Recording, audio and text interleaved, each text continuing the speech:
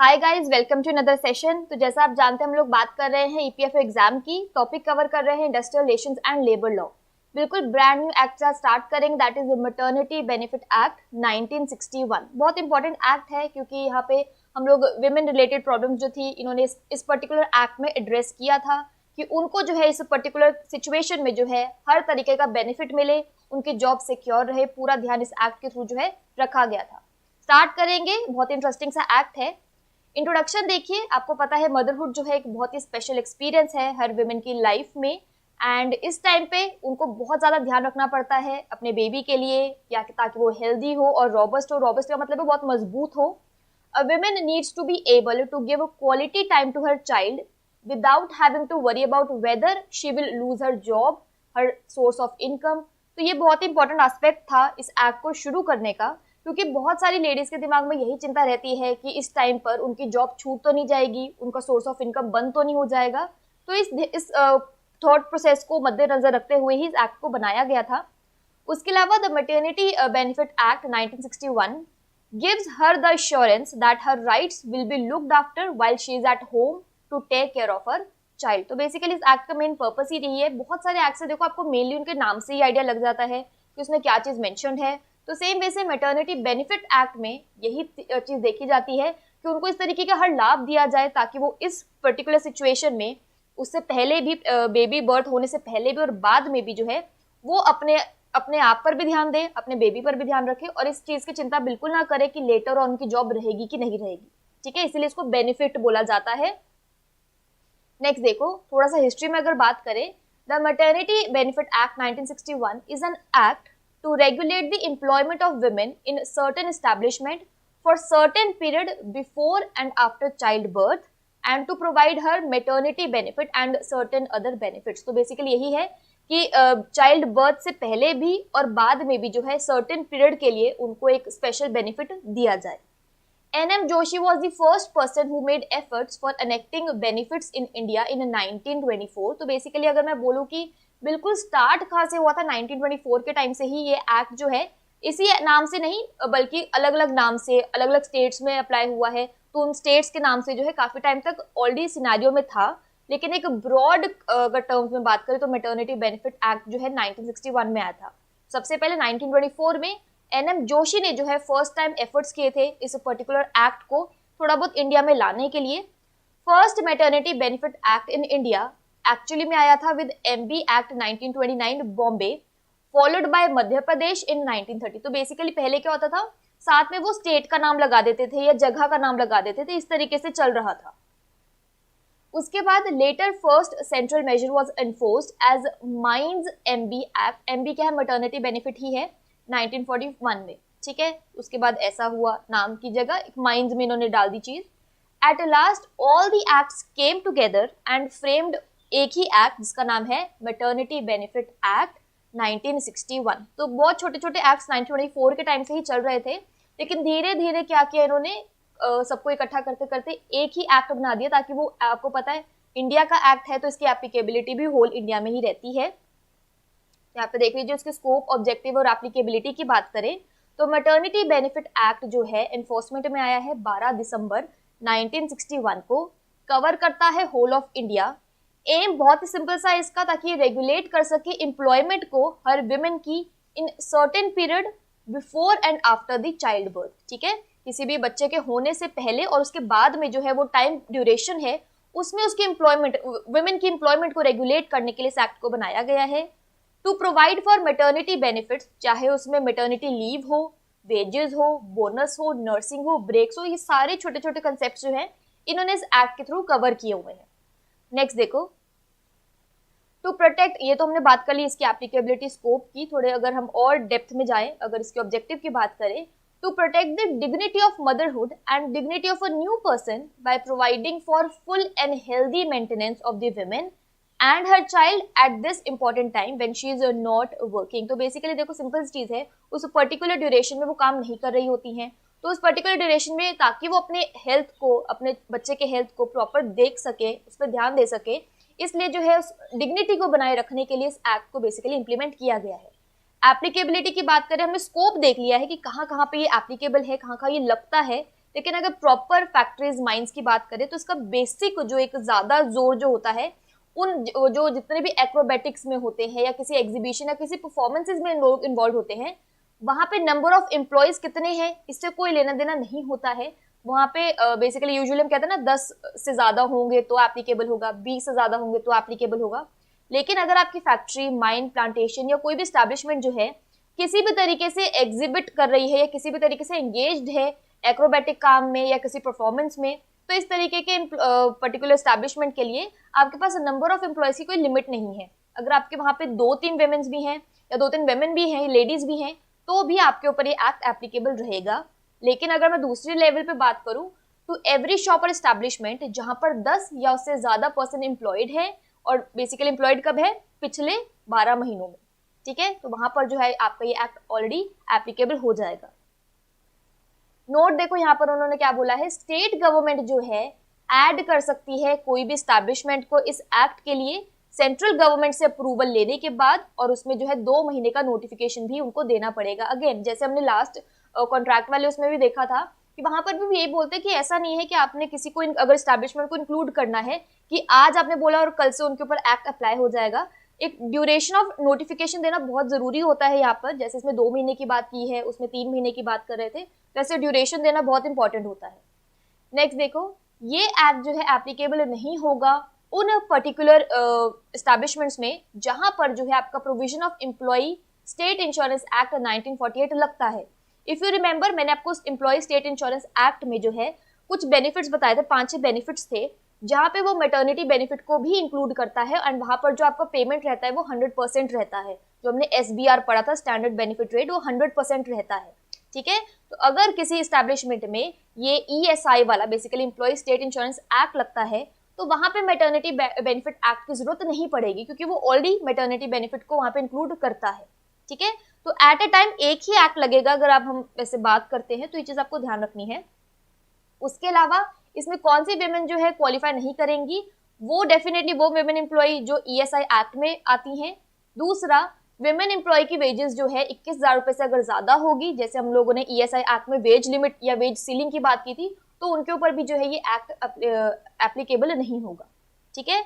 आगे देखो, डेफिनेशंस यहाँ पे सेक्शन 3 में मेंशन्ड है। सबसे पहले है एप्रोप्रिएट गवर्नमेंट। देखो अब इतने सारे एक्ट्स हमने अब तक कर लिए हैं, तो आपको इतना भी समझ में आ गया है कि हम लोग जिस भी एक्ट की बात करते हैं उस पर्टिकुलर एक्ट में जो भी रिलेटेड मुद्दे होते हैं, लाइक कॉन्ट्रैक्ट लेबर्स की बात कर रहे थे तो वहां पे कॉन्ट्रैक्ट लेबर या आपके कॉन्ट्रैक्टर, ये वाली डेफिनेशंस हमने पढ़ी थी। सेम तरीके से मैटरनिटी बेनिफिट एक्ट की बात कर रहे हैं, मदरहुड से रिलेटेड है, तो यहाँ पे वो क्या क्या डेफिनेशन में कवर कर रहा है, एप्रोप्रिएट गवर्नमेंट सब में कवर होता है। सेम ही कंसेप्ट रहता है, बेसिकली जो सेंट्रल गवर्नमेंट के अंडर हो या फिर स्टेट गवर्नमेंट के अंडर हो।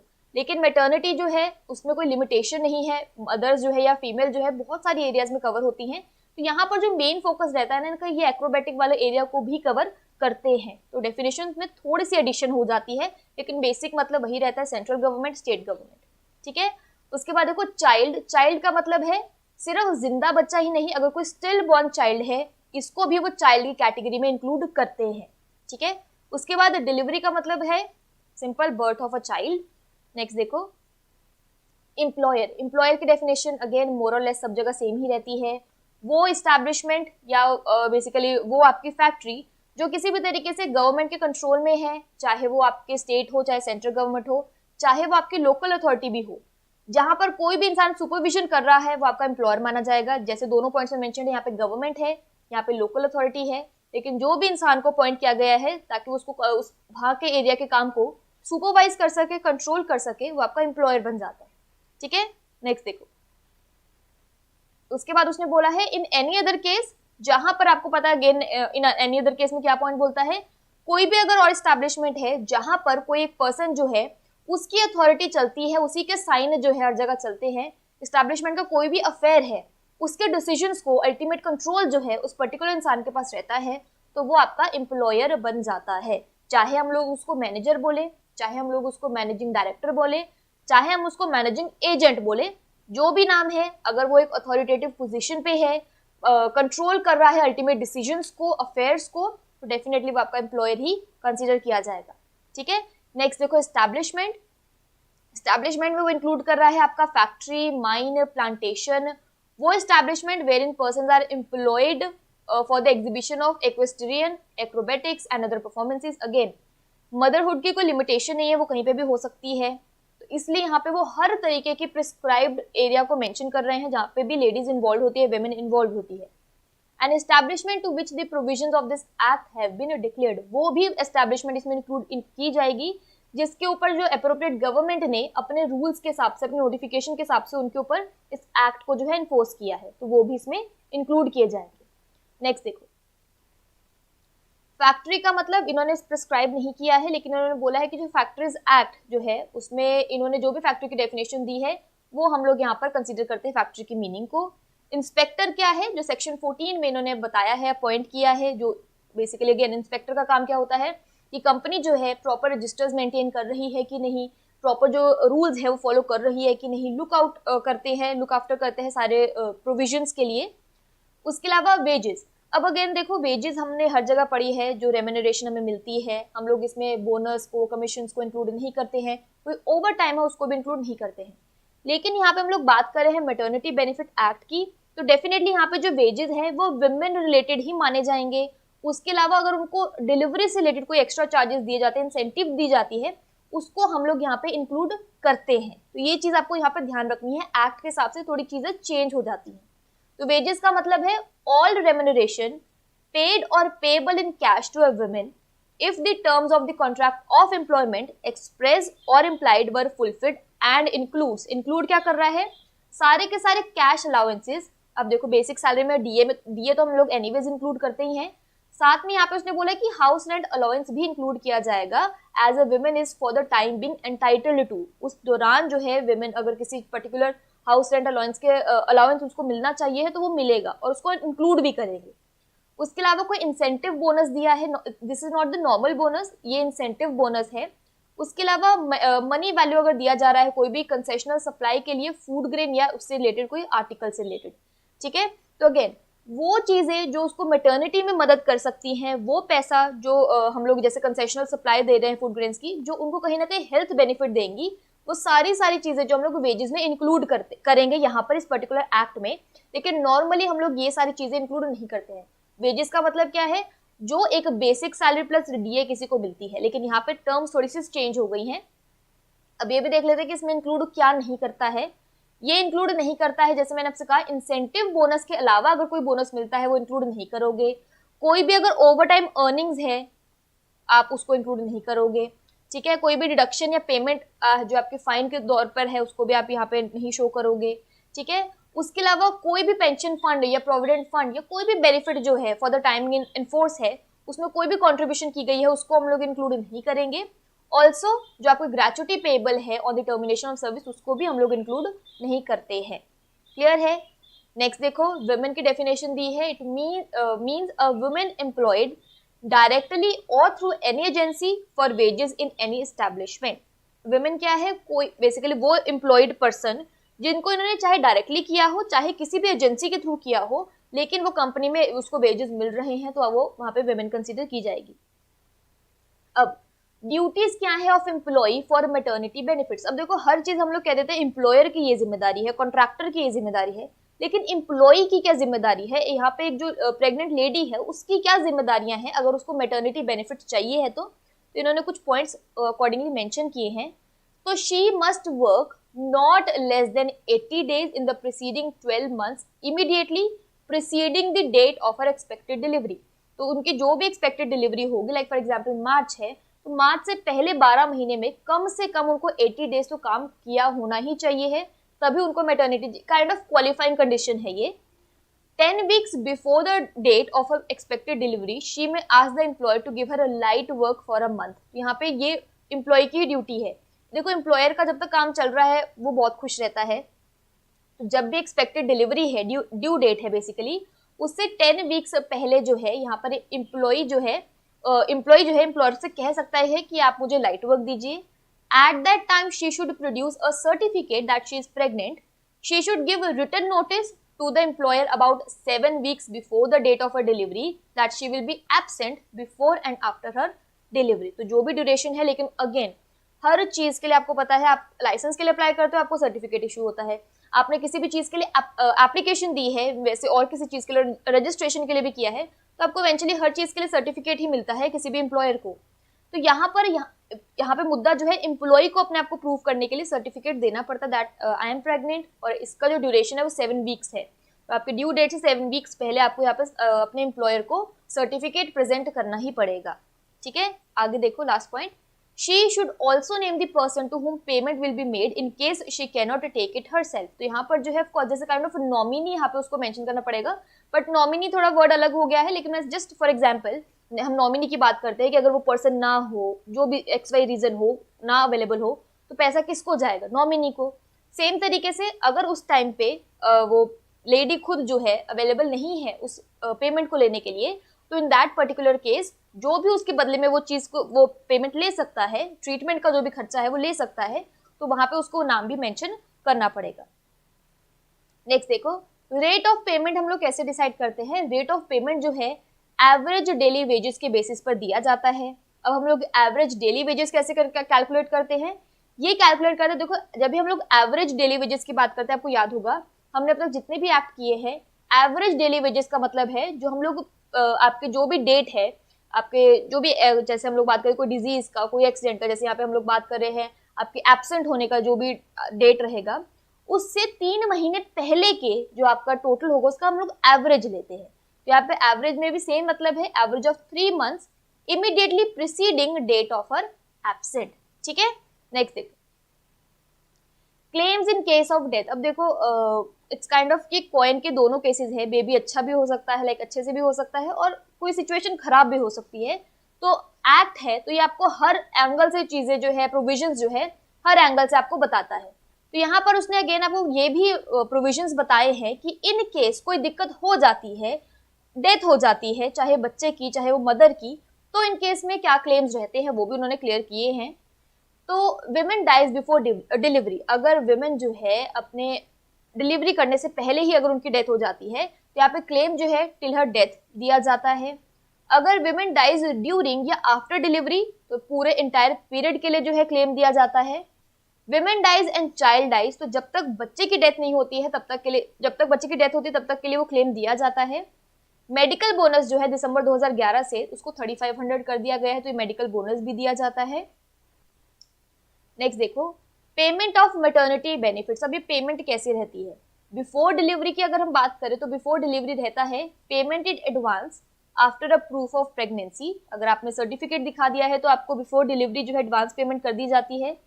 आफ्टर डिलीवरी की बात करें तो 48 आवर्स के, जब बच्चे का बर्थ हो चुका है उसके 48 आवर्स के विद इन कर दिया जाता है। Again proof of pregnancy certificate आपको यहाँ पर रिक्वायर्ड होता है दिखाने के लिए।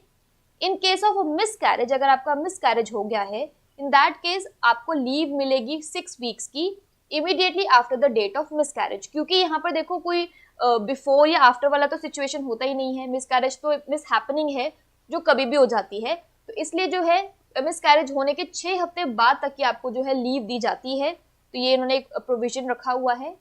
एडिशनल लीव फॉर इलनेस, अगर आपको कोई भी एडिशनल बीमारी हो जाती है, इलनेस हो जाती है, तो उसमें आपको एडिशनल लीव भी दी जाती है, आपको जो है एक्स्ट्रा छुट्टी भी दी जाती है, जिसको बोलते हैं अतिरिक्त अवकाश भी मिलता है due to pregnancy, delivery and other with the pay of up to 1 month. तो इसमें एडिशनल लीव भी मिलती है और 1 महीने तक की पे भी आपको मिलती है यहाँ पे। नर्सिंग ब्रेक्स, अब ये पॉइंट इंपॉर्टेंट है, हम लोग आगे भी इसको पढ़ेंगे वैसे। तो नर्सिंग ब्रेक्स आपको मिलती हैं कि इनकेस आपका बेबी हो चुका है, आपको नर्सिंग ब्रेक्स चाहिए हैं, तो यहाँ पे आपको रेस्ट इंटरवल्स भी मिलेंगे, लेकिन टोटल 4 ही होगा, जिसमें आपको नर्सिंग ब्रेक भी इंक्लूडेड होगी और आपका रेस्ट भी उसी में इंक्लूडेड होगा। अपार्ट फ्रॉम दैट आपको कुछ नहीं मिलता है, तो 4 ब्रेक्स इन बिटवीन आपको मिल जाती हैं। आगे देखो, लीगल ऑब्लिगेशंस क्या हैं। इन केस कोई भी दिक्कत आ जाती है, विमेन को लगता है, जो आपकी फीमेल एम्प्लॉय है उसको लगता है कि मेरे जो भी मैटरनिटी बेनिफिट थे, जो मुझे मेडिकल बोनस मिलना चाहिए था, मुझे वो नहीं मिला है, मैं उससे वंचित रह गई हूँ, तो इन दैट केस लीगल ऑब्लिगेशन बन जाता है। तो यहाँ पे क्या होता है, वो लेडी जो है विद इन 60 डेज अपील कर सकती है कि जी देखो मुझे ये नहीं मिला है। किसको करेगी? ऑफकोर्स जो भी अथॉरिटी प्रिस्क्राइब्ड है लॉ के थ्रू, एक लेडी जो है यहाँ पर अप्लाई कर सकती है कि जी मेरे को इन्होंने डिप्राइव्ड रखा है, मुझे मेरे बेनिफिट से वंचित रखा है, तो मुझे जो है इसके बदले में जो भी मेरा बनता है आप मुझे क्लियर आउट करिए। तो इसकी भी एक डेट लिमिट है, 60 डेज के विद इन आपको ये इसके लिए अपील करना पड़ेगा। नेक्स्ट देखो, पेनल्टीज की अगर बात करें, फेलियर टू पे the amount of maternity benefit और रॉन्गफुली डिस्चार्ज या dismiss. Now this is the thing, हम लोग आगे इस टॉपिक को कवर करेंगे कि बहुत सारे केसेस में ऐसा होता है कि जब लेडी प्रेग्नेंट हो जाती है, आपकी फीमेल एम्प्लॉय प्रेग्नेंट हो जाती है, इन दैट केस काफ़ी केसेस ऐसे भी हमने देखे हैं कि उस फीमेल एम्प्लॉय को जो है जॉब से निकाल दिया जाता है, ठीक है, क्योंकि उनको ऐसा लगता है कि अभी काम नहीं कर पाएंगे, एक्स वाई रीजन बहुत सारे होते हैं। तो इन दैट केस अगर ऐसा कोई सिचुएशन होता है जहाँ पे आपको मैटरनिटी बेनिफिट जो है नहीं दी जाती है, या आपको रॉन्ग पूरी तरीके से डिस्चार्ज कर दिया जाता है, डिसमिस कर दिया जाता है, बेसिकली बर्खास्त कर दिया जाता है, तो इन दैट केस आप पे जो है या जिसने भी बेसिकली फेलियर किया है उस पर इम्प्रिजनमेंट हो सकता है 3 महीने से 1 साल तक का, फाइन हो सकता है 2,000 रुपए से 5,000 रुपए तक का, ठीक है। नेक्स्ट देखो, अब now this is very important, आपको यहाँ पे बताया है कि अमेंडमेंट्स क्या है जो 2017 के हिसाब से इन्होंने की है। सबसे पहली चीज इन्होंने क्या किया है, जो मैटरनिटी लीव है इसको इंक्रीज कर दिया है 26 वीक्स तक। 26 वीक्स का मतलब है, अब आपको देखो 26 वीक्स तो उन्होंने टोटल बताया है, आपको ध्यान रखना है कि प्रायर क्या है एंड पोस्ट डिलीवरी क्या है, ये चीजें दोनों ध्यान रखना। तो प्रायर लीव कितनी आपको मिलती है, आपके एक्सपेक्टेड डिलीवरी डेट से 8 हफ्ते पहले। 8 हफ्ते पहले का आइडिया लग रहा है, जैसे एक हफ्ता आपको पता है 1 महीने 4, तो बेसिकली यहाँ पर हो जाएगा आपका 2 महीने, 8 हफ्ते का मतलब 2 महीने हो गए, तो आपको जो है आपकी एक्सपेक्टेड डेट से 2 महीना पहले छुट्टी मिल जाएगी। और आफ्टर डिलीवरी मतलब 18 हफ्ते के बाद तक की जो आपकी लीव रहती है। तो इस तरीके से इन्होंने 26 को बाइफरकेट किया हुआ है, 8 पहले prior to your delivery and 18 जो है आपकी पोस्ट योर डिलीवरी, तो इस तरीके से इन्होंने बाइफरकेट किया हुआ है, ठीक है, 8 एंड 18। ये क्वेश्चन पूछा जा सकता है, इसको ध्यान रखना, एंड ये रिसेंट अमेंडमेंट है इसलिए और भी ज्यादा इंपॉर्टेंट बन जाता है आपके लिए। नेक्स्ट देखो, अच्छा अब लोगों को लगता है यार तीसरा बच्चा हो रहा है, क्या इनको बेनिफिट मिलेगा? नो, ये जो बेनिफिट्स होते हैं ये सिर्फ पहले 2 बच्चों के लिए ही होते हैं, तीसरे बच्चे तक आते आते ये आपको इतने सारे बेनिफिट से नहीं मिलते। ऑफकोर्स छुट्टी मिलती है लेकिन उतना लेवल स्ट्रेच नहीं रहता है। तो no increased benefit for third child. The increased maternity benefit is only available for the first 2 children. A woman having 2 or more surviving children shall only be entitled to 12 weeks of maternity benefit. जो 26 weeks की बात कर रहे हैं वहां पर सिर्फ 12 weeks की ही जो है यहाँ पे एडिशनल मैटरनिटी बेनिफिट जो है इनको मिलेगी। ऐसा नहीं है जो तीसरा बच्चा है तो जिन बिल्कुल नहीं, तीसरा बच्चा है तो आपको ये एडिशनल बेनिफिट्स नहीं मिलेंगे। उसके अलावा अगर मैं देखो इसको अगर बाइफरकेट करने की बात करते हैं, लाइक जिसको बोलते हैं ना प्रायर एंड पोस्ट, जो हमने डिस्कस किया है, तो इन दैट केस यहाँ पर जो है of which not more than 6 shall be taken prior to date of the expected delivery.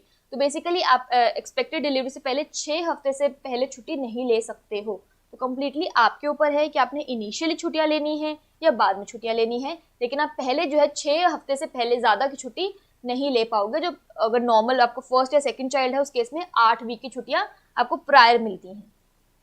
Next देखो, अडॉप्शन या surrogacy. Now this is the case, अब वो कह रहा है कि आपने प्रॉपर जो है बच्चा आपको हुआ नहीं है, काइंड ऑफ आपने बेबी को अडॉप्ट किया है या आपको बेबी सरोगेसी के थ्रू हुआ है। तो इन दैट केस आपके पास कैसा रहेगा, a women who adopts a child below the age of 3 months, अगर किसी वुमेन ने एक बच्चे को अडॉप्ट किया जिसकी एज जो है 3 महीने से छोटी है, या a commissioning mother will be entitled to maternity benefit. इन लोगों को मैटरनिटी बेनिफिट बिल्कुल मिलेगा। कमीशनिंग मदर जो है उसको भी ये बेनिफिट जरूर मिलेगा।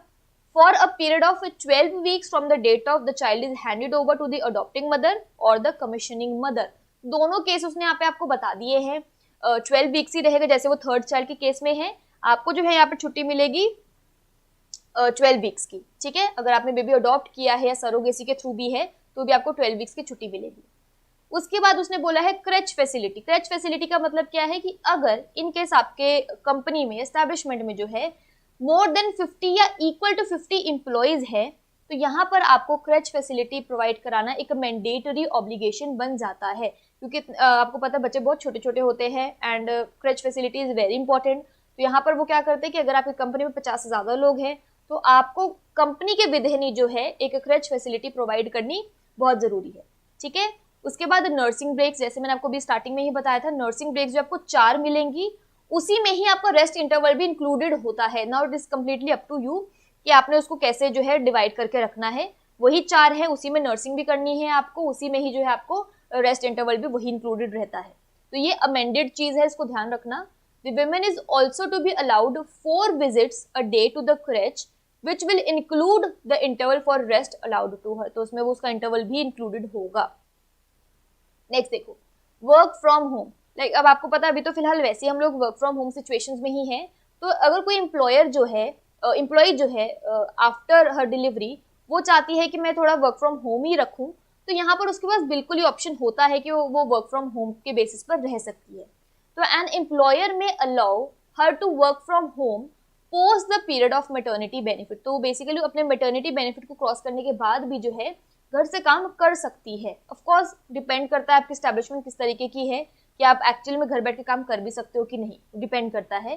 कंडीशंस जो हैं वर्किंग फ्रॉम होम की, वो दोनों के बीच में एम्प्लॉयर और उस एम्प्लॉय जो बेसिकली वुमेन एम्प्लॉय है, उन दोनों के बीच में म्यूचुअली वो एग्री कर सकते हैं कि वर्किंग कंडीशंस कैसी रहेंगे and so on. Prior intimation, prior intimation का मतलब है कि आपको पूर्व सूचना देनी ही पड़ेगी। देखो हर चीज में वो आपसे ही बोलते हैं कि आपको यहाँ पे इन्फॉर्मेशन जो है पहले प्रोवाइड करनी है, आपकी ड्यू डेट से पहले, आपको इतने वीक्स पहले आपको इन्फॉर्मेशन प्रोवाइड करनी है, तो यही बोल रहा है प्रायर इंटीमेशन।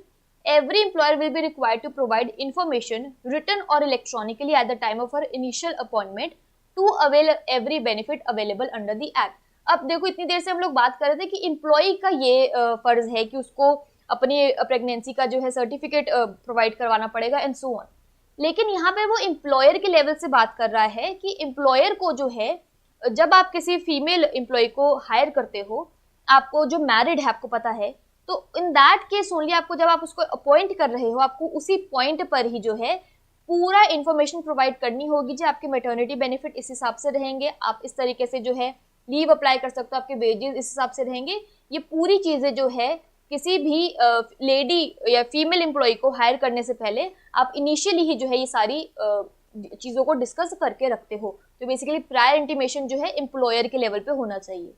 आगे देखो, dismissal during absence or of pregnancy, this is not or, this is of, ठीक है, of। तो अब सेक्शन 12 आपको बोल रहा है, जैसे मैं आपको पहले ही कहा था कि आप ये छुट्टी वाला जो है ना, कि आप जी आए नहीं, आपको निकाल दिया, जी आप प्रेग्नेंट हो, आपसे काम नहीं हो पाएगा इसलिए आपको निकाल रहे हैं, ये आप नहीं कर सकते हो, ये बिल्कुल प्रोहिबिट करता है ये पर्टिकुलर एक्ट।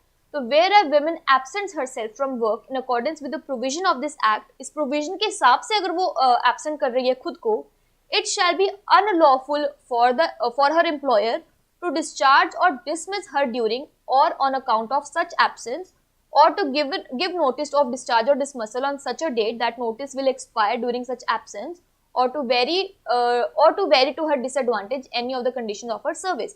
बेसिकली वो सारे एस्पेक्ट इसमें वो कवर कर रहा है कि अगर वो एब्सेंट होती है, आप उसको निकाल नहीं सकते हो, आप लोग उसको किसी तरीके का नोटिस इस तरीके से नहीं कर सकते जी आप एब्सेंट थे, आप उसे किस तरीके से डिसएडवांटेज नहीं कर सकते जी आपसे काम कम होगा।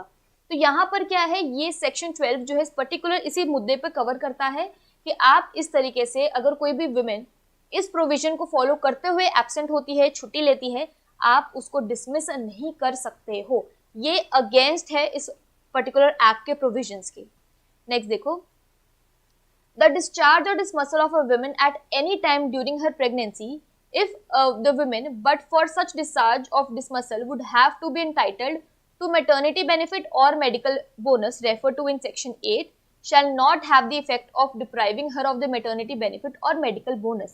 अब यहाँ से क्या कह रहा है कि अगर किसी women like for example अब हर चीज को हम लोग इसी से लिंक नहीं कर सकते जी एम्प्लॉयर ने इसलिए हटा दे क्योंकि मैं प्रेग्नेंट थी, अब हर चीज को हम लोग इस चीज से लिंक नहीं कर पाएंगे, कुछ चीजें थोड़ी हटके भी होती है। लाइक फॉर एग्जांपल किसी और XY रीजन की वजह से, किसी और रीजन की वजह से जो है बेसिकली वजह से आपने अपनी लेडी एम्प्लॉय को जो है फीमेल एम्प्लॉय को हटा दिया है, निकाल दिया है, लेकिन आपको पता है उसने सर्टिफिकेट आपको दिया हुआ है दैट शी इज प्रेग्नेंट, तो आप जो है इन दैट केस उसको उस मैटरनिटी बेनिफिट से डिप्राइव नहीं रख सकते हो। चाहे आपने उसको निकाल दिया है, आपने उसको डिस्चार्ज कर दिया है, बर्खास्त कर दिया है, लेकिन अगर आपके पास उस वुमेन का प्रॉपर सर्टिफिकेट है दैट शी इज प्रेग्नेंट, जब आपके पास वो काम कर रही थी लेकिन आपने उसको बाद में निकाला है, पर ऑफ कोर्स इसका रीजन ये नहीं है कि वो प्रेग्नेंट थी, तो आपको फिर भी उसके मैटरनिटी बेनिफिट जो आपने उसके एम्प्लॉयमेंट के दौरान डिस्कस किए थे, कॉन्ट्रैक्ट ऑफ एम्प्लॉयमेंट में मेंशन थे, आपको उनको फुलफिल करना ही पड़ेगा। आप अपनी जिम्मेदारियों से बेसिकली हाथ नहीं झाड़ सकते। ठीक है, ये इस पॉइंट का मतलब है। दोनों केसेस ने कवर कर दिए हैं कि पहले तो आप हटा ही नहीं सकते हो इस रीजन से कि वो एब्सेंट थी ड्यूरिंग हर प्रेगनेंसी। दूसरी चीज, अगर आपने किसी और रीजन की वजह से उसको हटा भी दिया है तो भी आपको अपनी मैटरनिटी बेनिफिट जो भी उसको प्रोविजन अवेलेबल है उनके लिए, आपको उनको प्रोवाइड करवाने ही पड़ेंगे, चाहे वो उनको निकाल भी दिया गया हो। नेक्स्ट देखो, appointment of inspectors. Again inspectors का हमने अभी डिस्कस किया था कि कोई भी दिक्कत हो जाती है इंस्पेक्टर के पास आप जा सकते हैं, जैसे हमने अपील की बात की थी, लीगल ऑब्लिगेशंस की बात की थी। तो यहाँ पर सेम ही चीज है कि अप्रोप्रिएट गवर्नमेंट जो है ऑफिशियल गजटेट में जो है नोटिफिकेशन डालेगा एंड ऐसे किसी ऑफिसर को अपॉइंट करेगा जो उनको लगता है इस एक्ट के पर्पस को अच्छे से फुलफिल कर सकते हैं एंड इंस्पेक्टर की पोस्ट को अच्छी तरीके से फिट इन करते हैं। मे डिफाइन दी ऑल्सो, ये एक्ट जो है या बेसिकली इस अपॉइंटमेंट इस सेक्शन के थ्रू जो है वो डिफाइन करेंगे उसकी लोकल लिमिट को, कि उसके पास जो एरिया है क्या क्या पावर है, उसकी लिमिट्स क्या हैं, वो सारी चीज़ें उसको बताएगा और अपने वो पर्टिकुलर पावर को किस तरीके से फंक्शन कर सकता है, ये पूरी जो है उसकी लिमिटेशन, उसके पावर, वो किस तरीके से उसको इम्प्लीमेंट कर सकता है, ये सारी चीज़ें जो है सेक्शन में ऑलरेडी मैंशनड होती हैं। ठीक है, नेक्स्ट देखो, उसके बाद वो बोल रहा है powers and duties of inspectors. अभी मैंने आपसे कहा कि उसकी पावर डिसाइड कर दी है, एरिया डिफाइन कर दिया है एंड सो ऑन, लेकिन एक्चुअली में उसकी पावर्स एंड ड्यूटीज है क्या? सेक्शन 15 में वो आपसे क्या कह रहा है कि an inspector may subject to such restrictions और conditions as may be prescribe. क्योंकि देखो जब आपके पास लिमिटेशन होती है तो कहीं ना कहीं आप रिस्ट्रिक्ट हो जाते हो, आपकी वर्किंग कंडीशनड हो जाती है, क्योंकि आपके पास अब कहते हो ना कि एक बाउंड्री है, इससे बाहर नहीं जा पाओगे। तो वो क्या क्या उन्होंने पावर्स उनको दी है, बेसिकली उसने बोला है, वो आपसे कह रहा है कि वो किसी भी रीजनेबल टाइम पर असिस्टेंट ले सकता है, असिस्ट करवा सकता है खुद को प्रीमिसेस के किसी भी एम्प्लॉय से। बेसिकली वो क्या कर सकता है, रजिस्टर्स को मंगवा सकता है, एग्जामिन कर सकता है, रिकॉर्ड्स को मंगवा सकता है, नोटिस को मंगवा सकता है, उसको जैसे भी लगता है अपने इंस्पेक्शन के लिए कि यहाँ पे दिक्कत है, जो भी डिटेल चाहिए उसको वो मंगा सकता है, उसकी पावर है उसके पास, इसको वो कर सकता है फुलफिल।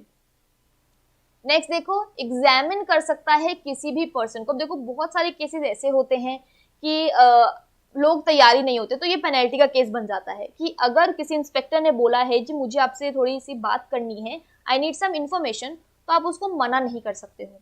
लेकिन ये एक्ट यहाँ पर जो है थोड़ा सा बाउंड्री क्रिएट कर देता है। उन्होंने ये तो कह दिया कि आप किसी भी पर्सन को एग्जामिन कर सकते हो जो आपको लगता है कि आपको एक एप्ट इन्फॉर्मेशन प्रोवाइड कर सकता है, लेकिन एट द सेम टाइम ये एक्ट जो है थोड़ा सा रिस्ट्रिक्ट भी कर देता है, क्योंकि उसने बोल दिया है कि आप किसी भी पर्सन को कंपेल नहीं कर सकते हो अगर वो किसी भी तरीके से खुद को रोकने की कोशिश कर रहा है, तो आप उसको जबरदस्ती उसके पीछे नहीं पड़ जाओगे। Provided no person shall be compelled under this section to answer any question और give any evidence tending to incriminate himself. ठीक है, तो आप उसको यहाँ पे मजबूर नहीं कर सकते हो कि ये जो करो ही करो, तो आपको पावर है लेकिन एट द सेम टाइम आपके पास एक बाउंड्री है जिसको आप क्रॉस नहीं कर सकते। दोनों चीजें साथ में हो गई हैं यहाँ पे। नेक्स्ट देखो, require the employer to give information regarding the names and addresses of women employed. Payment उनको जो करते हो, एप्लीकेशन या नोटिस जो है इस पर्टिकुलर एक्ट के रिगार्डिंग मिली है, यहाँ पर जो अगेन वो इन्फॉर्मेशन ले सकते हैं किसी भी चीज से रिलेटेड, बेसिकली जितने भी वुमेन एम्प्लॉयड हैं उनके नेम एंड एड्रेसेस से रिगार्डिंग इन्फॉर्मेशन वो ले सकते हैं एम्प्लॉयर से। Take copies of any registers and records or notice or any portions thereof. तो वो जो भी रिकॉर्ड इन्होंने मेंटेन किए हुए हैं, जो भी रजिस्टर्स इन्होंने मेंटेन किए हुए हैं, वो उनकी कॉपीज अपने साथ ले जा सकते हैं। आगे देखो, last topic is registers. Section 20 ये चीज मेंशन करता है कि हर एम्प्लॉयर को इट इज मैंडेटरी कि वो वहाँ अपने पास जो है proper registers, proper records and proper muster rolls को जो है यहाँ पर अपने पास मेंटेन करके रखें।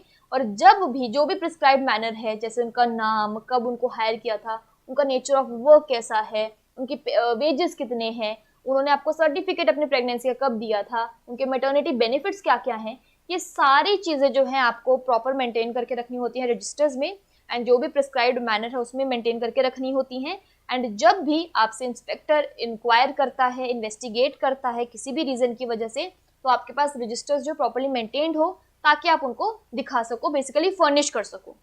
लास्ट इमेज देख लो, बहुत ही क्यूट सी है। वैसे आपको पता है मैटरनिटी के अलावा पेटर्निटी ब्रेक्स भी लोग लेने लग गए हैं।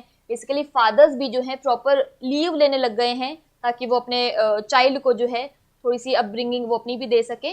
तो मैटरनिटी बेनिफिट एक्ट के साथ अब पैटर्निटी भी बन गया है। इस इमेज में ही जो है आपको काफ़ी सारे पॉइंट्स क्लियर हो जाएंगे कि यहाँ पर जो है फीमेल एम्प्लॉय जो है सिर्फ यही ना देखे कि उनके जो जॉब ना छूट जाए या उनकी सोर्स ऑफ इनकम बनी रहे, पर एट द सेम टाइम वो अपने बेबी के प्रॉपर हेल्थ के लिए भी जो है वहाँ पे काम कर सके। तो परफेक्ट इमेज है इस परफेक्ट एक्ट को जो है जस्टिफाई करने के लिए। तो इसको एक्ट को अच्छे से पढ़ लेना, बहुत इंटरेस्टिंग सा क्यूट सा एक्ट था, बहुत ही छोटे छोटे अमेंडमेंट्स इसमें किए गए हैं, बस आपको वीक्स का थोड़ा ध्यान रखना है।